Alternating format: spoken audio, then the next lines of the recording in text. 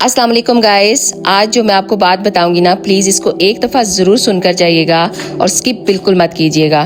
अल्लाह ताला इरशाद फरमाते हैं कि मुझे शर्म आती है जब कोई मेरा बंदा मेरे आगे हाथ उठाता है तो उसके हाथ को खाली कैसे लुटाऊं। जो लोग लोगों से इज्जत मांगते हैं ना, वो लोग आपको क्या इज्जत दे सकते हैं।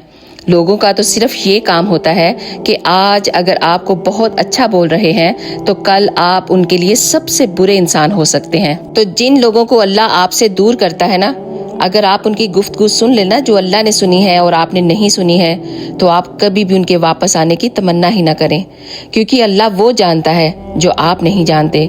तो जो भी चीज़ें आपसे छीन ली जाए ना या दूर कर दी जाएं, उन पर आप सब्र किया करें और मुतमईन हो जाया करें कि अल्लाह ताला कभी भी किसी भी बुरे शख्स को आपकी ज़िंदगी में नहीं रहने देगा।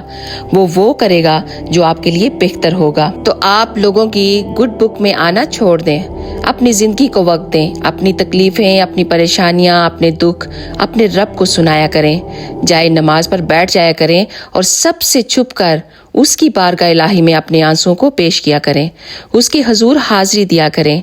तिरमिज़ी की हदीस शरीफ में है, नबी पाक सल्लल्लाहु अलैहि वसल्लम ने इरशाद फरमाया, अपने दुख लोगों के सामने न बयान करना, उनको मत बताना कि तुम कितनी तकलीफ में हो।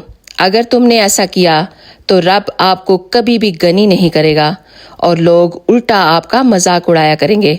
तो सिर्फ अल्लाह से अपने हक के लिए दुआएं मांगा करो, वही है जो आपकी सारी दुआओं को कबूल करने वाला है और आपको इस दुनिया और आखिरत की तमाम खुशियां अता करने वाला है।